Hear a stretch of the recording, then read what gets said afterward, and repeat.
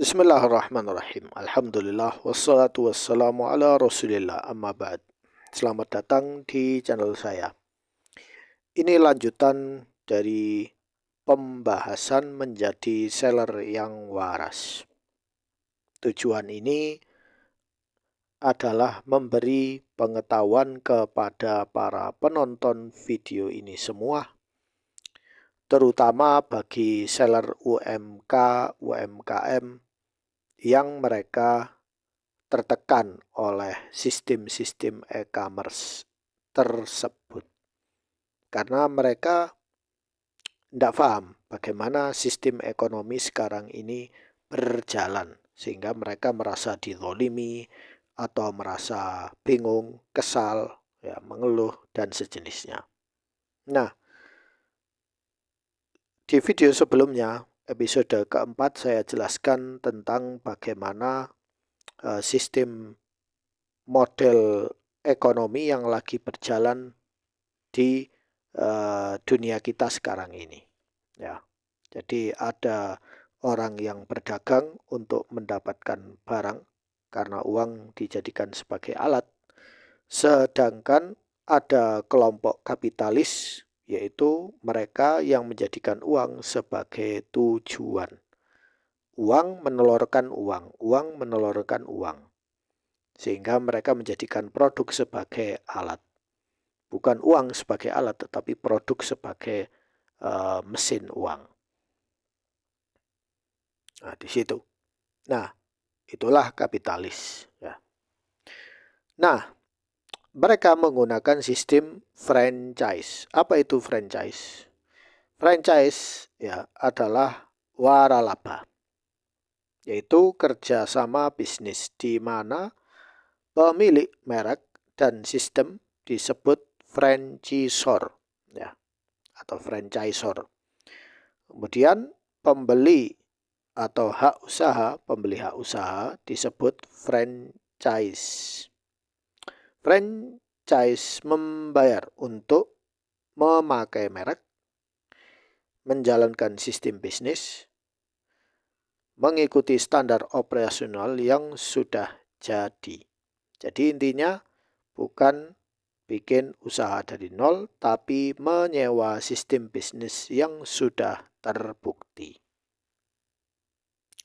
Nah, arti kata franchise asalnya dari bahasa Perancis, namanya franchir, artinya memberi hak atau izin khusus. Ya, makanya kok French ya, jadi ini. Ya, makanya franchise hak menjalankan usaha milik orang lain. Ya, jadi hak menjalankan usaha milik orang lain. Contoh franchise di Indonesia dan global. Pertama adalah McDonald. Ya, McDonald ini itu ada film unik namanya The Founder. Ya, di situ dijelaskan bagaimana di film The Founder itu dijelaskan sistem franchise itu berjalan. Ya, kronologi sistem franchise berjalan. Jadi kalian kalau ingin paham secara ilmu praktek, kalian bisa lihat film itu. Nah, kemudian yang kedua KFC, ya. KFC itu bagaimana? Itu ada film dokumenternya juga. Ada sisi jahatnya juga di situ. Maksudnya sisi jahat itu ketika investor mereka melihat keberhasilan KFC itu membuat ayam goreng yang rasanya lezat, mereka sangat bersemangat menjadikan KFC itu sebagai mesin uang mereka. Ya. Sehingga mereka semakin kaya. Dan KFC semakin mendunia. Ya. Begitu juga dengan McDonald. Kemudian ada Starbucks. Ya. Starbucks itu franchise, ya, bukan punyanya Yahudi. Yang istilahnya punyanya Yahudi atau Zionis itu adalah orang yang investasi di situ, profit share-nya ya. Insya Allah nanti saya jelaskan ya. Profit share itu maksudnya keuntungan dari hasil berjualan kopi, ayam, ayam Kentucky, burger itu orang yang nerimanya itu adalah investor. Kalau investornya Zionis atau sejenisnya, ya pasti dia setornya ke negara kakeknya atau mbahnya situ. Ya, jadi wajar, ya, wajar.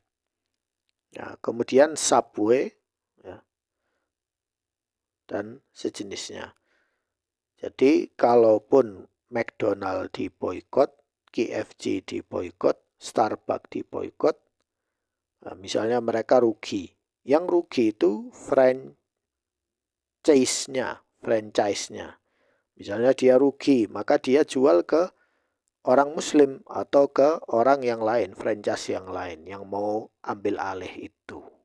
Ya. Jadi jelas ya, ini karena ilmu bisnis. Ya. Baik, kemudian Indonesia ada Indomaret, Alfamart, Es Teh Indonesia, Kebab Baba Raffi, Ayam Geprek Bensu, kemudian JNE sebagai bentuk keagenan.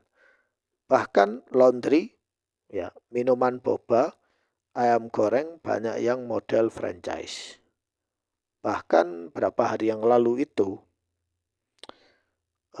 saya punya rencana membuka kursusan, ya, bimbel ya, sejenis bimbel ya untuk anak SD, SMP. Itu ada penawaran yaitu franchise bimbel. Ya, jadi Anda tidak perlu membuka bimbel dari nol. Anda hanya perlu naruh duit segini, kemudian Anda beli hak bimbel itu. Nanti bimbel nyiapkan kurikulumnya, bukunya, alat-alatnya, sama bannernya, mereknya itu brandnya itu. Ya, jadi Anda tinggal ngajar saja. Ya, Anda tinggal ngajar saja. Ya, sedangkan konsepnya ininya semua dari bimbel itu, bimbel A itu. Ya. Jadi franchise itu sekarang sudah masuk di bidang bimbel, itu sudah dibuat franchise sekarang. Jadi bimbel sekarang dijadikan mesin duit. Ya. Bukan bimbel itu jadi untuk mendidik, untuk ini sudah. Sekarang sudah mulai dikapitalisasi. Ya, bimbel itu. Kemudian sejenisnya ada laundry, minuman boba, ayam goreng, geprek, bensu, dan sejenisnya itu. Kemudian sisi positif franchise. Pertama, cocok untuk orang yang nggak mau ribet mikir sistem dari nol. Misalnya Anda punya uang, ya, daripada uangnya ini berhenti di deposito, ya, dibuat investasi di franchise. Jadi bisa dapat profit di situ. Kemudian keuntungan. Pertama, mereka sudah dikenal. Nggak mulai dari nol, cari kepercayaan. Nah, positifnya di sini, jadi cepat ya. Tinggal ngambil nama brand yang sudah terkenal. Kedua, sistem siap pakai. SOP, supplier, training. Kemudian tiga, risiko relatif lebih kecil karena bisnis sudah diuji. Jadi misalnya aku beli KFC, ya. Kemudian saya buka di cabang mana gitu. Kemudian orang tinggal datang, oh KFC ini jualannya ayam, sudah tahu orang-orang ya. Kemudian yang keempat, ada pendampingan. Biasanya ada pelatihan dan supervisi. Jadi sudah ada timnya situ. Baik, kemudian sisi negatif franchise. Apa aja? Ini bagian yang sering tidak disadari. Nah, pertama, tidak benar-benar merdeka. Pertama, di harga, menu, promo. Semua diatur pusat. Ya.